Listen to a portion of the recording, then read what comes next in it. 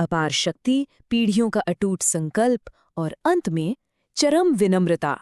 आज की इस विशेष चर्चा में हम एक ऐसी ब्रह्मांडीय कथा को डिकोड करने वाले हैं जो सिर्फ एक प्राचीन कहानी नहीं है, बल्कि शक्ति और अहंकार के टकराव का एक परफेक्ट मास्टर क्लास है।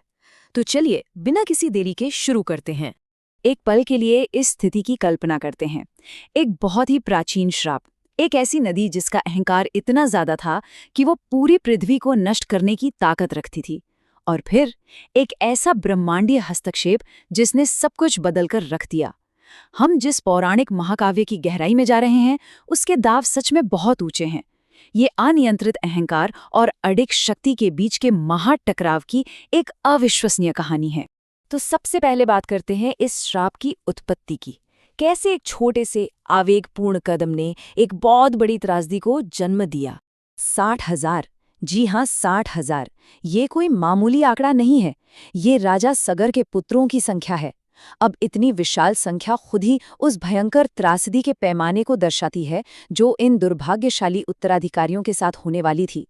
एक साथ इतने सारे लोगों का विनाश, ये सुनकर ही कहानी की गंभीरता का अंदाजा लग जाता है।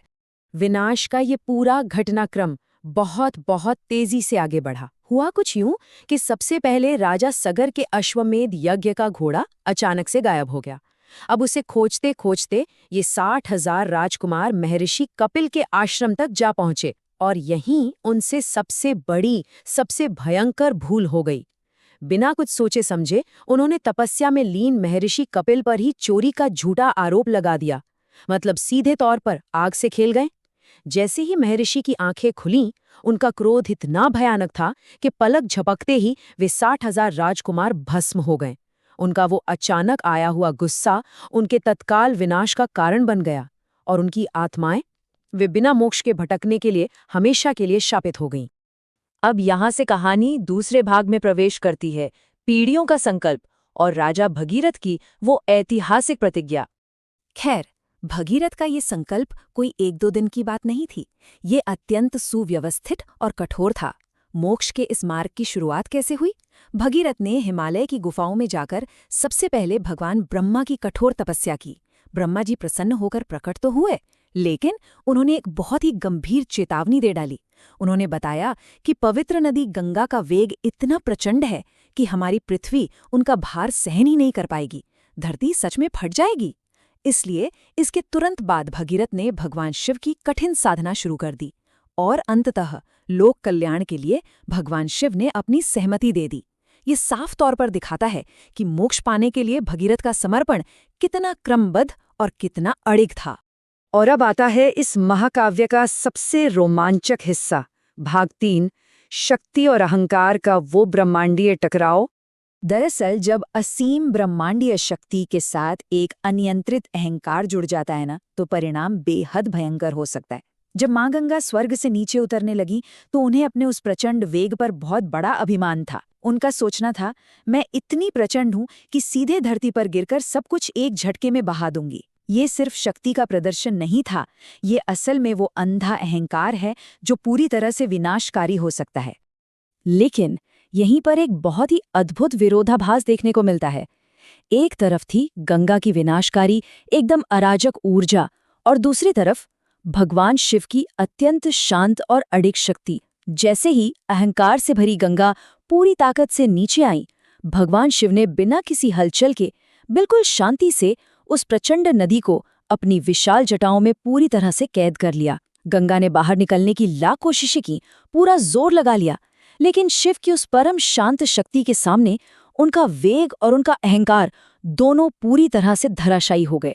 जो हमें ले आता है हमारे अंतिम भाग की ओर, मुक्ति और वो सबसे बड़ी सीख, यानी अहंकार का अंत। यहाँ जो सबसे जरूरी बात उभर कर आती है वो ये है कि शक्ति का असली प्रभाव इस बात पर निर्भर करता है कि उसे धारण करने वाले की मानसिकता कैसी है। अहंकार के साथ शक्ति का क्या परिणाम हुआ? गंगा शिवजी की जटाओं में बुरी तरह कैद हो गई और बाहर निकलने में एकदम असमर्थ रहीं। लेकिन विनम्रता के साथ उसी शक्ति का क्या परिणाम हुआ?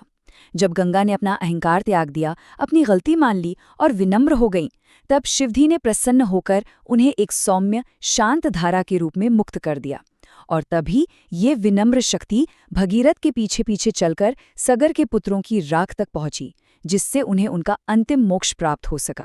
इस पूरी कथा में भगवान शिव का एक विशेष नाम बहुत ध्यान देने योग्य है, गंगाधर। इसका शाब्दिक अर्थ ही है गंगा को धारण करने वाले। अब यह नाम सिर्फ कहानी में शिवजी की भूमिका का सम्मान नहीं करता, बल्कि ये एक बहुत गहरा, बहुत ही महत्वपूर्ण नैतिक पाठ भी सिखाता है।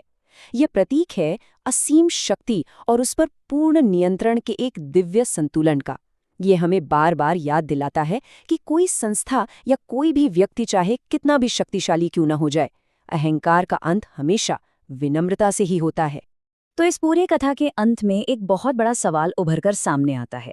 आज की इस आधुनिक दुनिया में अपार शक्ति और गहरी विनम्रता के बीच का ये नाजुक संतुलन आखिर कैसे बनाए रखा जा सकता है? चाहे वो आज की एडवांस तकनीक हो, वैश्विक राजनीति हो या फिर हमारी रोजमर्रा की निजी जिंदगी, इस प्राचीन ज्ञान की अहमियत आज भी बिल्कुल वैसी ही है ना? इसी विचार के साथ हम आज का ये विश्लेषण यहीं समाप्त करते हैं। इस चर्चा का हिस्सा बनने के लिए बहुत बहुत धन्यवाद और हमेशा इसी तरह सीखते रहें।